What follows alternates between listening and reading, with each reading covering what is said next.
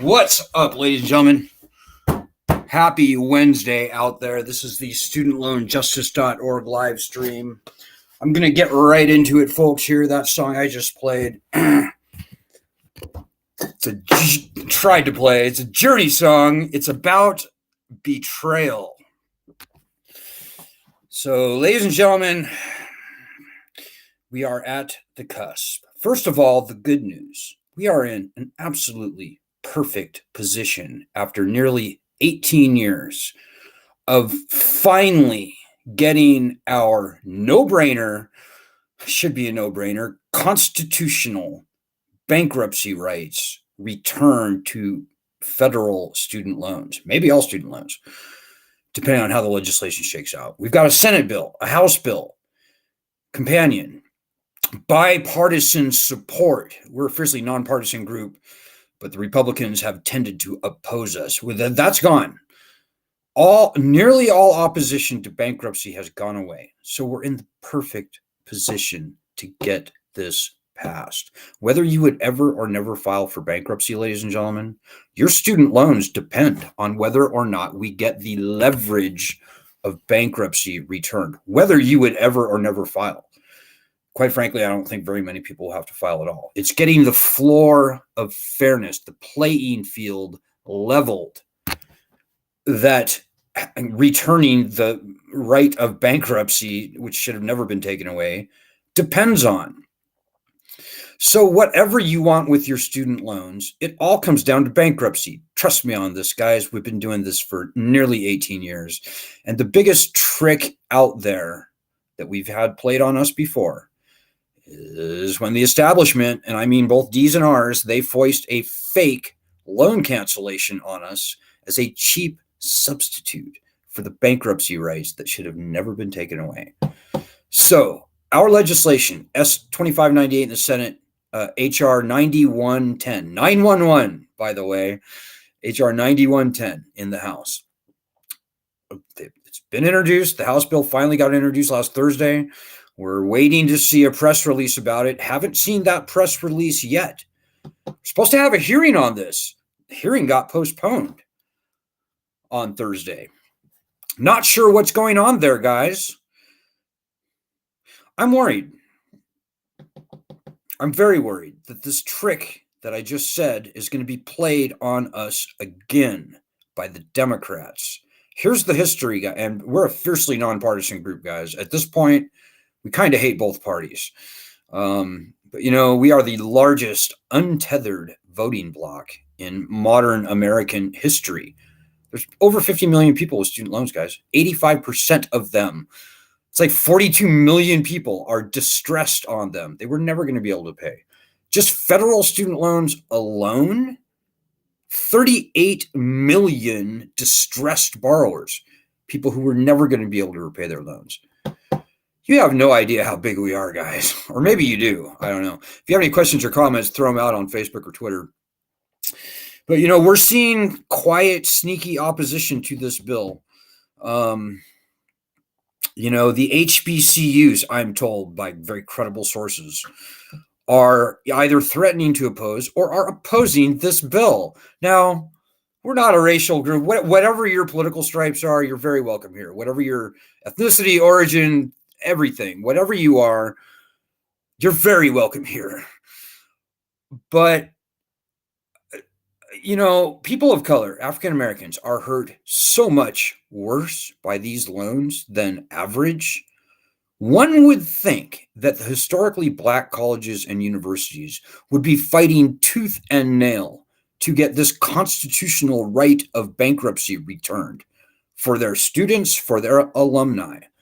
So why on earth would the HBCUs oppose this legislation? Well, there's a nominal, pretty feckless, pretty token, symbolic clawback mechanism written into the Senate bill, S-2598, which requires, at least on paper, the colleges to reimburse the federal government up to 50% of the original amount borrowed. Now, that might sound kind of bad, but guys, number one, it's a sliding scale. It's based on default rate, repayment rates. Number two, the Department of Education has never enforced any penalties against the colleges or the lenders for that matter. So on paper, it looks pretty daunting, but as a practical matter, it's toothless, it's feckless, it's token. And by the way, it's actually impossible to even know how much someone originally borrowed in many, perhaps even most cases, because of lost paperwork, because of loan transfers, because of consolidation, just all kinds of reasons. So this concern from the HBCUs is not warranted. And by the way, these are Washington, D.C. people. They know full well what I know. And what I know is what I just said. This is not a daunting penalty. It's not something they'll actually have to pay. So anyways, guys, that is what it is. You know, what's equally or more concerning to me, quite frankly, and I hate to say this, guys, you know, as I said, we're firstly nonpartisan group. We kind of hate both parties, but you know, the Democrats have tended to be on our side. Most important policy principle thing I'll say tonight, the DNC has it written into their frickin' party platform to return bankruptcy protections to student loans. So it should be a no-brainer that the Democrats would just rush this through. You know, they promised to return bankruptcy in 2008, the last time they had control of House, Senate, and the presidency. And they failed then, too. And back then it was like, oh, well, we didn't know. And, you know, nobody knew enough. And, you know, it was hushed up and swept under the rug. Well, I'm sorry, guys. It's been 14 years of agony, financial wreckage that's been strewn across this country. 14 years since the Democrats screwed us last time. And I have to say, guys, that what I am seeing right now is very concerning. Now, as I said, guys, we're doing this for a long time. 17 and a half years now. Be 18 years in March, so whatever. This stuff does not happen in a vacuum, ladies and gentlemen. We can't count on the media to help us. We can't count on anybody. We can't count on Congress, certainly. They will only do stuff when we push. When we push. Now, remember, guys, this is the group that started the national conversation about student loan cancellation by executive order. And you'd think we'd be thrilled about the Biden thing, the Biden announcement, but we're not. It's ridiculous. It's completely lame. It's a trick. It's an 11th hour election year Hail Mary. And I don't think many people are going to be impressed with that. Some people will be, for sure. The Democrats, so as I said, we're a nonpartisan group, guys, but we are very partisan aware. So there's that. The Democrats were in a very deep hole. And then the abortion thing happened. They came up significantly. So it's now, you know, some kind of a race. But, you know, the headwind against the Democrats was so freaking strong. Let's say 6 months ago, we were looking at a defeat like no party has ever been defeated in this coming election. And guys, you know, that Biden cancellation brought them up by about nearly 2 full percentage points in the first 2 weeks after it was announced. And if you look at the generic congressional polling that will bear that out, it's pretty astonishing, actually. But we're seeing that those good feelings evaporate as people learn that, oh, no, you're not going to get that cancellation. You have the wrong loans. Oh, we're going to tax it. Some states are going to tax it. It's a tricky proposal, and I think the reality is settling in. So if the Democrats think that they can somehow retain control of House, Senate, of the House and the Senate in these elections on the weight of this pretty feckless loan cancellation, they are wrong. You know, good policy is good politics. And the Democrats, they owe us big time. They betrayed us big time in 2008. Now, people on this group, believe it or not, this group is way more important than you think. We have over 1 million members. We wouldn't have seen that Biden cancellation but for this group. But most importantly, ladies and gentlemen, we would not have a bankruptcy bill in both House and Senate to fight for. But for the people on this group and the work that we've done, and to all of you out there who've done the work, maybe call it grunt work, call it whatever you want, the effort, I salute and applaud you. But ladies and gentlemen, far more is needed. This bill is going to expire at the end of the year, for sure. Early voting begins like next week. Can we push the Democrats to get this bill through by next week? Well, it would be pretty miraculous at this point. But if even 10% of the people on our group did our daily actions, and let me just dial that in for you. If even 10% of the people on our group did our daily actions, which you can see right there, I could see the Democrats getting this thing through, maybe not in a week, but certainly in a couple of weeks if we really push. That would be over 100,000 people blowing up every congressional office, every Twitter account that we target. It would be a tsunami. And that would be the sort of, call it a miracle if you want, that would be the sort of the thing that would get this done in the next couple of weeks. So do that. If you want that to happen, then get off your ass and do those daily actions at a very minimum. Do more than that, by the way. Get your local newspaper, television, radio station to report on S2598 or HR 9110. It's not going to happen unless we push. That much is clear. And that's the truest, most important thing I'm going to tell you tonight. And, I could go on for a while. We kind of hate both parties, guys. It's kind of like the Republicans are just evil and they hate us, and the Democrats sort of wring their hands and they say they want to help us. But then when they actually get in a position to help us, all of a sudden, oh, what's going on? Elizabeth Warren won't say whether she supports this bill. She's got her own bankruptcy bill that she crashed the rollout of our bill with. She crashed that party with her own media to talk about a bill that she hasn't even introduced yet. And there's absolutely zero chance that it will be passed this year. And if the Democrats don't win the House and the Senate in November, there's absolutely no way her bill will pass next session. So this is the sort of, I don't know if you want to call it like a Gordian knot or something, but it's really interesting because, and it's very important to you and your livelihood, because if the Democrats screw us on bankruptcy, I don't think they can win this election. I don't think they can win these midterms broadly. I don't think they can. I think they need something very big, very special to pull these midterms out of their ass and retain both House and Senate.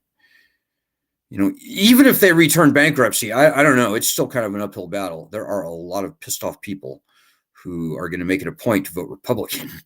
And by the way, this is not just the Democrats that I'm bashing on here tonight. The Republicans should be fully pushing and fighting for this bill. And some are, people like Josh Hawley and John Cornyn in Texas, they are. But there are some swamp Republicans that are just disgusting. But anyways, I'll talk about Republicans another night, guys. Tonight, what matters is the Democrats. They control the House and the Senate.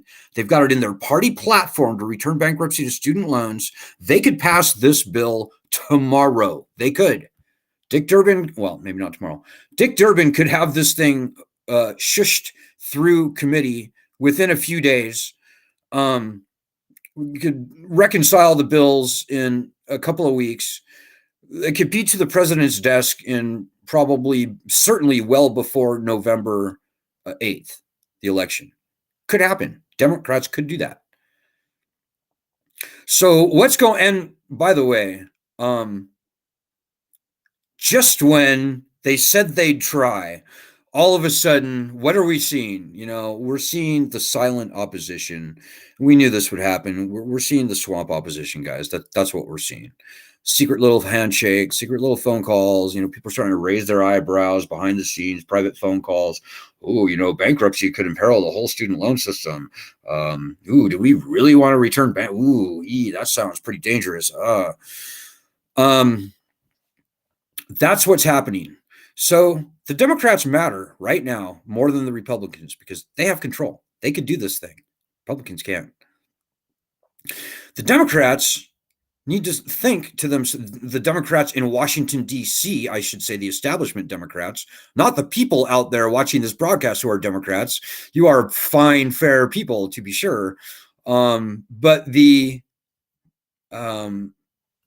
decision makers, the policy makers, the little swamp creatures that whisper in people's ears, they need to decide for themselves what's more important to them, their people or this catastrophically failed, and there is no saving it, there should be no saving it, dead man walking, predatory, unconstitutional, lending monstrosity. This is a disgusting tar baby. Nobody in Washington, D.C. should have any love for this lending scam. This lending system is toast. There's no saving it. The loans will be canceled somehow, some way, guys. They won't be paid. They will not be paid.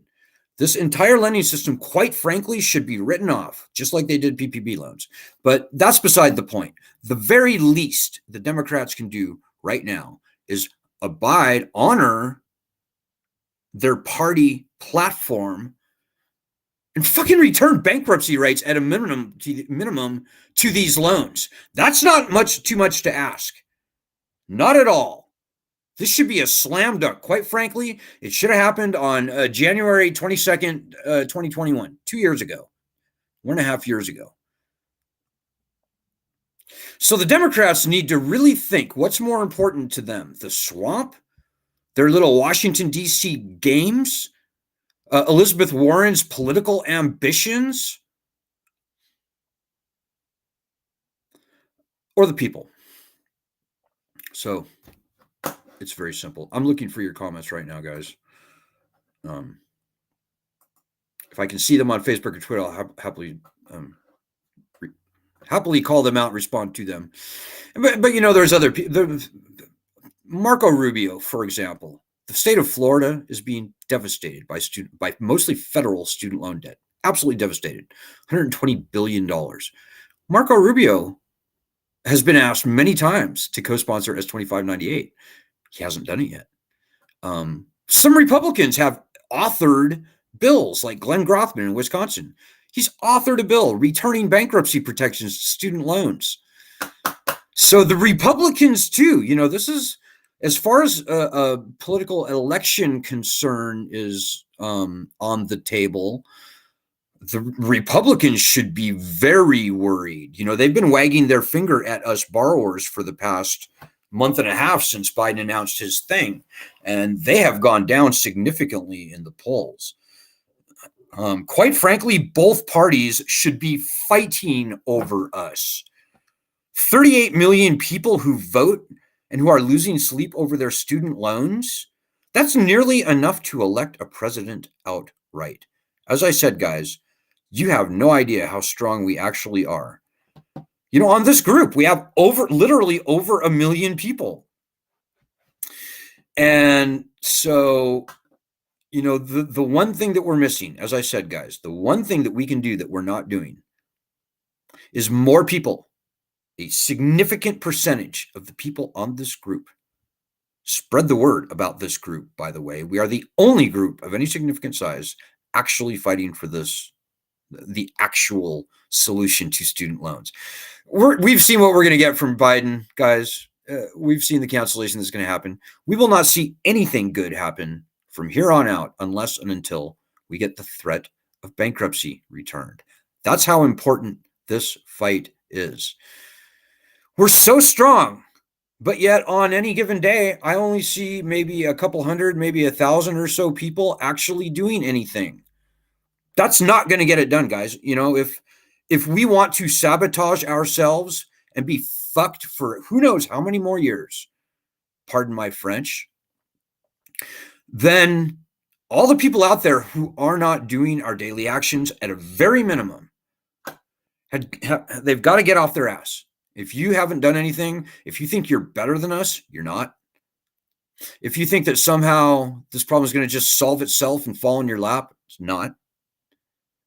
Doesn't work that way. Never has. We need you helping. And as I said, to everybody out there who's been helping, you know I salute you. We're the pioneers.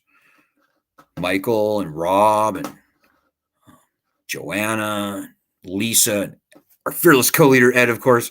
Too many people to mention, obviously. But guys, whatever's holding you back from fighting this battle, which is your battle, truly, your student loans hang in the balance of what happens with this legislation.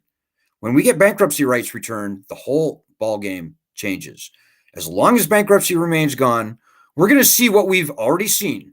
Feckless, sound good, but all of a sudden a shoe drops, another shoe drops, and all of a sudden this $10,000 to $20,000 loan cancellation is going to actually help very few people. That's the way this is going to go as long as bankruptcy remains gone. Maybe you don't want to be the guy that stands up and fights for bankruptcy. I don't give a shit. These are your student loans at this point. This is, as I said, your livelihood hangs in the balance. Whatever's holding you back, you better chuck it to the curb because you're screwing yourself by not helping us. Now, we're a grassroots group. We don't have $1 million budget. We have almost no budget, by the way. In fact, last time I checked, we had about $30 in our account, which reminds me, please donate, guys. Please do a donation at this time, if you will. We don't need a lot. Trust me, we don't need a lot. We can't do it on nothing, though.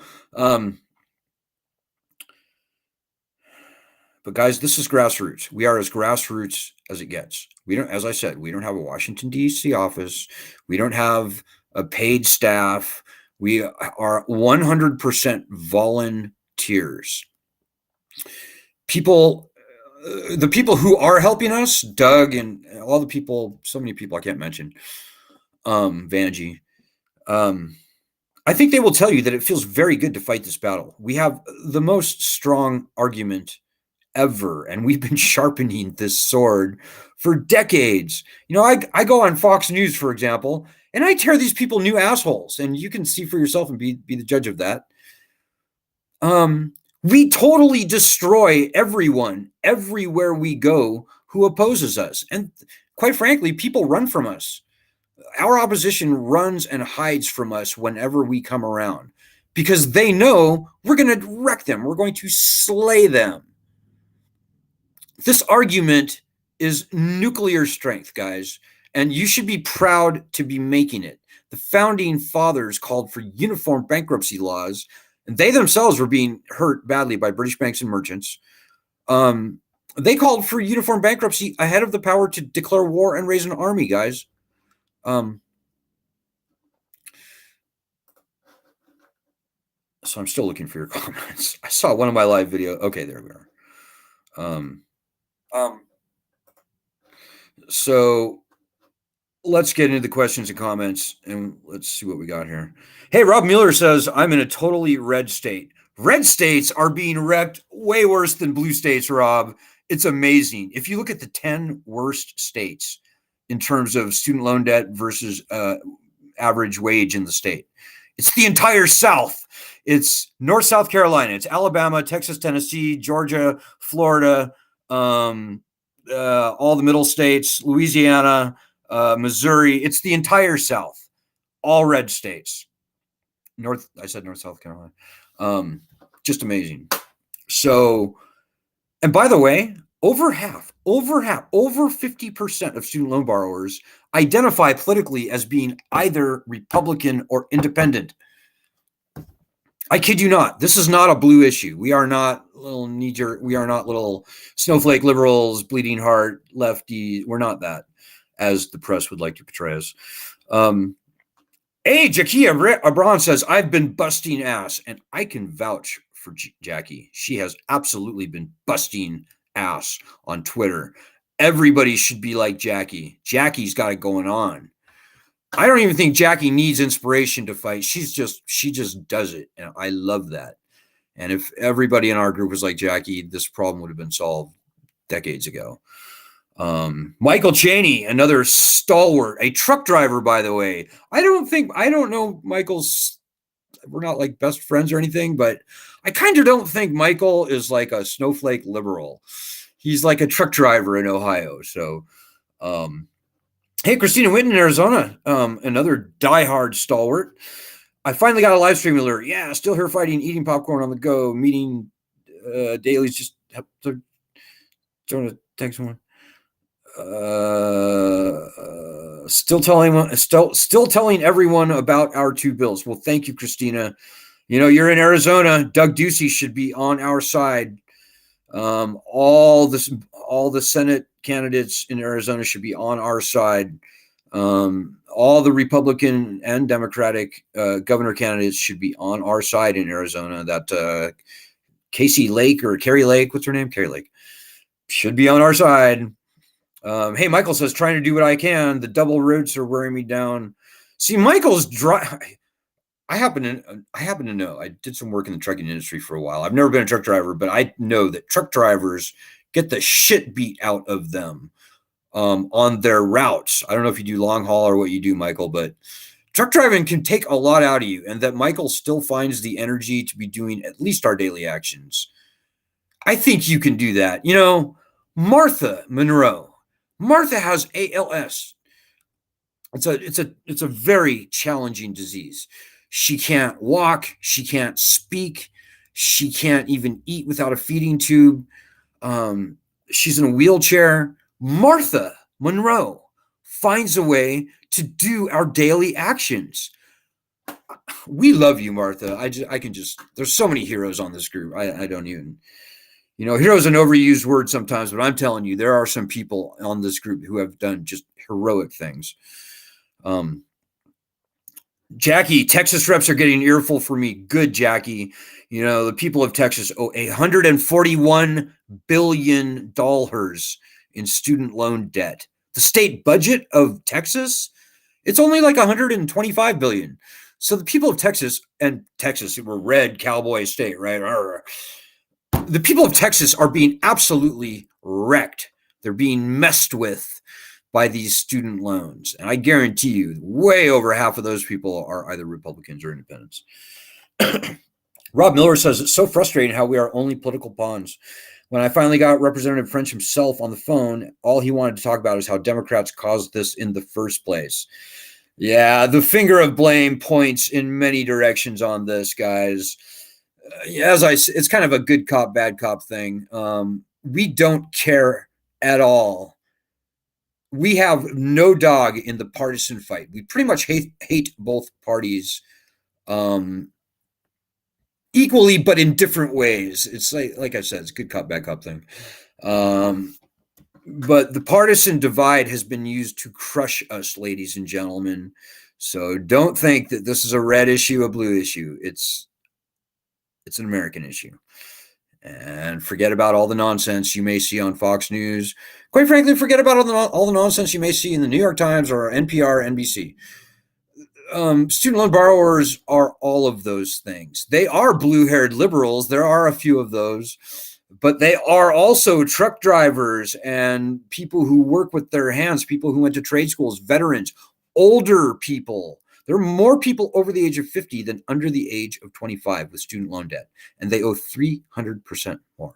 And you can find that little tidbit sourced at studentloanjustice.medium.com. That's where we publish all of our research findings. Most of our research findings has never been reported, but it's stuff like what I just said. It'll make your jaw drop. You can very easily vet our claims, which are jaw-dropping, and you can source them directly back to the Department of Education in most cases. Sometimes we do stuff with Pew. We sometimes rely on Pew and other polling stuff.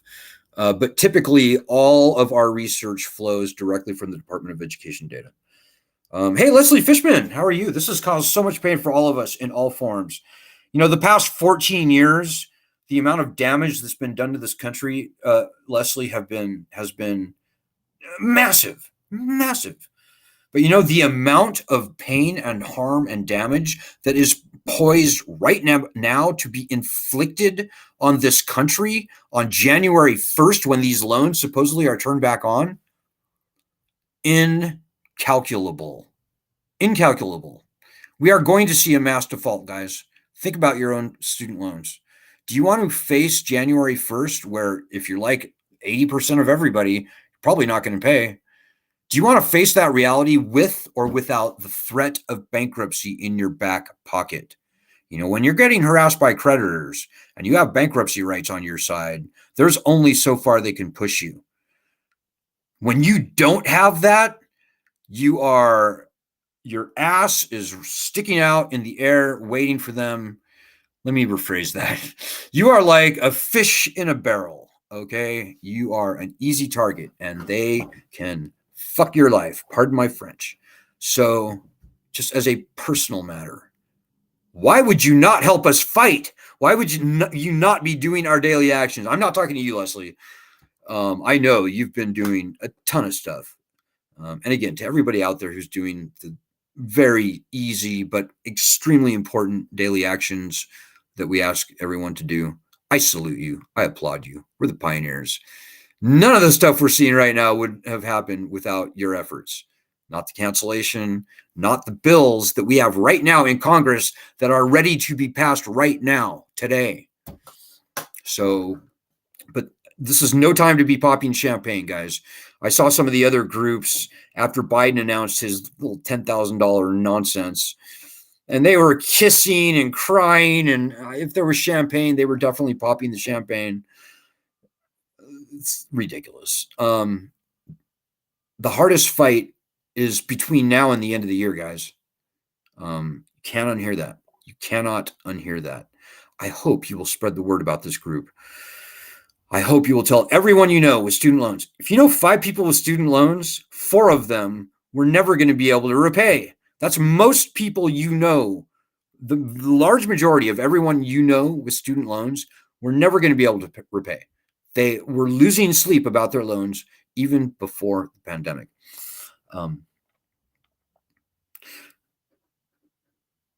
So Rob Miller says, where's that sweet spot with Republicans where they finally listen? Rob, I think we're already there. In the past month, we've seen 4 distinct articles written by conservatives, 2 in the Federalist and a couple other places. I can't remember. 4 articles from conservatives, all calling for the return of bankruptcy rights to student loans.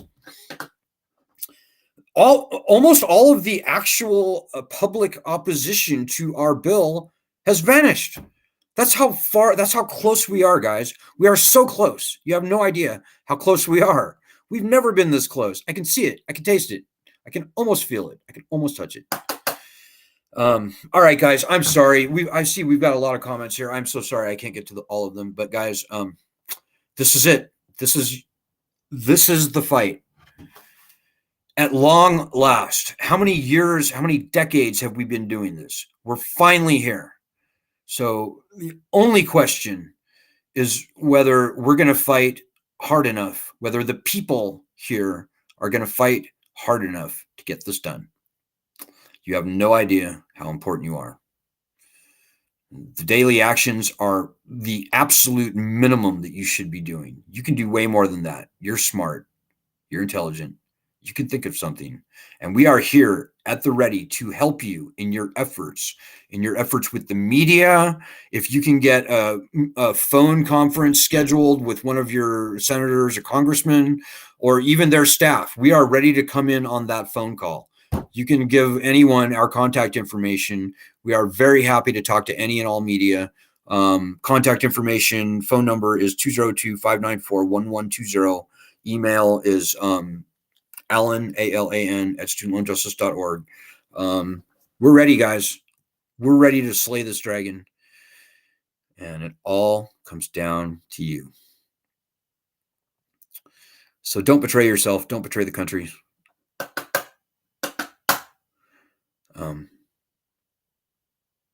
I'll see you on Friday. Good luck. Godspeed. God bless.